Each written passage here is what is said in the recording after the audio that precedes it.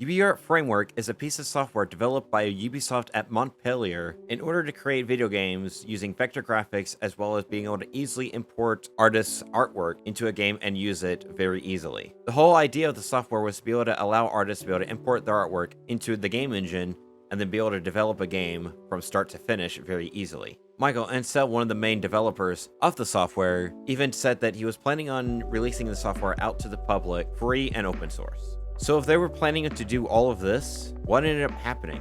They were able to make games with it, including Rayman Origins, Rayman Legends, Child of Light, and Valiant Hearts. So then why was it such a big deal, but then ended up not going anywhere in the end? At the time, small game developers started going nuts over this. The reason is why is because certain softwares like Unity and Unreal Engine 4 had not yet came out yet, or were very expensive to get a hold of, requiring any form of indie game development to have to either use software that was not very good, or have to build their own engines from the ground up. So an engine like this, which was able to create as beautiful graphics as what had been shown off in Rayman Origins, of course developers would be very, very excited to be able to get their hands on this and to be able to use it to be able to make their own games, especially with the fact that Ubisoft proclaimed that this software was very easy to use. Chris McEntee, one of the main level designers for Rayman Legends, was able to show how the engine was able to allow him to rapid prototype different gameplay mechanics very easily, so that then he can be able to prove that those mechanics could work to most of the lead developers. So what ended up happening to the engine?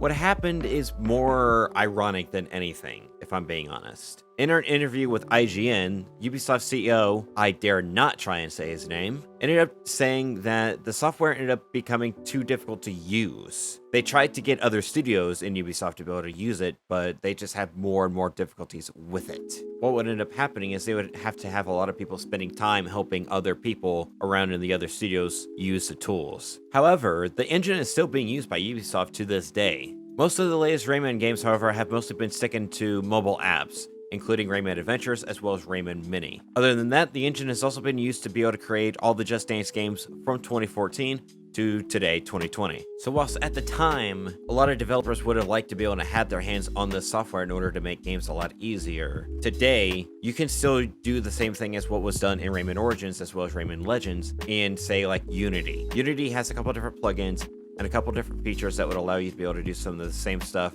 as what was able to be achieved in Rayman Origins and Rayman Legends. However, to me personally, I would love to be able to get my hands on the software in order to see how it works, some of the different things that it would be able to do, as well as find things that we might not quite know about it or some of the different other capabilities that it might have. The engine was already able to create some amazing games, so it would have been amazing to be able to see what the community would have been able to do with that engine as well. But the engine is so rarely talked about now, especially by Ubisoft. So then all we have are essentially just some of the different videos and some of the different things that we have seen from either Ubisoft's website or from other sources that I would have to have been going to Ubisoft in order to get that footage. Thank you very much for watching. If you're interested in more stuff about UbiArt Framework, there is currently a petition to make it open source for everyone to be able to use. It currently needs 7,500 signatures, and it's very close to getting there. Although it has been made a few years ago since about the announcement that it was not going to be open source anymore. So I don't know as if it's too credible anymore, but it is still worth trying to get the signatures for it. So be sure to check that out. As well as checking out the rest of the channel, some of the other stuff that I do, including my Twitch channel, my comics, and everything else. And be sure to hit the subscribe button on this channel. Thank you very much for watching.